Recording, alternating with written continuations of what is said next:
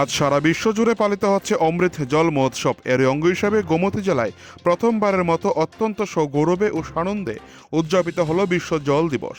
রবিবার দুপুরে পানীয় জল ও স্বাস্থ্য বিধান দপ্তরের উদয়পুর ডিভিশনের উদ্যোগে শহরের রাজশ্রী কলাকেন্দ্রে এক বর্ণাঢ্য অনুষ্ঠানের আয়োজন করা হয়।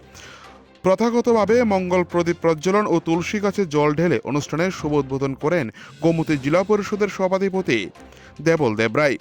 প্রকৃতির আশীর্বাদ স্বরূপ জলকে সংরক্ষণ করার অঙ্গীকার নিয়ে এই বিশেষ কর্মসূচির সূচনা করা হয়।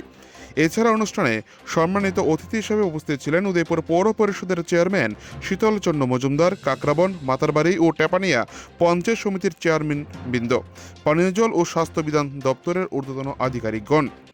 অনুষ্ঠানে বক্তব্য রাখতে গিয়ে উদয়পুর পৌর পরিষদের চেয়ারম্যান শীতল চন্দ্র মজুমদার জল অপচয় রোধ এবং আগামী প্রজন্মের জন্য পানীয় জল সুরক্ষিত রাখার উপর গুরুত্ব আরোপ করেন। তিনি বলেন, জলে জীবন, আর এই অমূল্য সম্পদকে রক্ষা করা আমাদের প্রত্যেকের নৈতিক দায়িত্ব। আয়োজনের কোনো ত্রুটি না থাকলেও এই দিনের মূল অনুষ্ঠানে সাধারণ মানুষের উপস্থিতি ছিল লক্ষণীয়ভাবে কম। সচেতনতামূলক এই কর্মসূচিতে জনমানুষের অংশগ্রহণ আরও বৃদ্ধি পাওয়া প্রয়োজন বলে মনে করছে সংশ্লিষ্ট মহল। উদয়পুর থেকে নিজস্ব প্রতিনিধির রিপোর্ট, টিভি 100 বাংলা। ওই টিউবওয়েল বসে দিয়েছে উইদাউট পারমিশন, সেখানে গাড়ি ওয়াশ করছে, জল যাচ্ছে রাস্তা গড়িয়ে,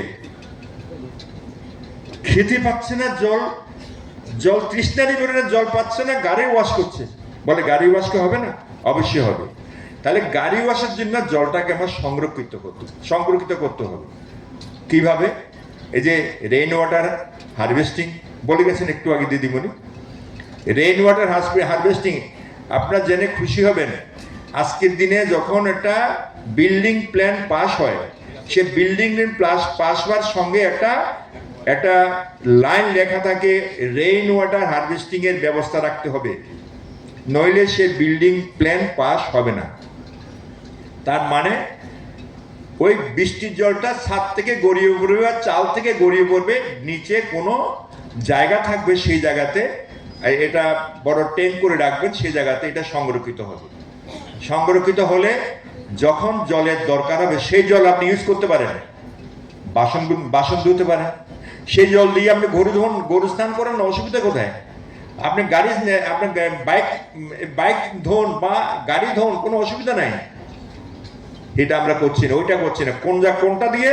ওই ডিডব্লিউএস থেকে যে পরিশোধিত জল পাইপ দিয়ে যাচ্ছে, এইটা লাগিয়ে দিয়ে আমরা ওই বাইক ওয়াশ করছি, গাড়ি ওয়াশ করছি।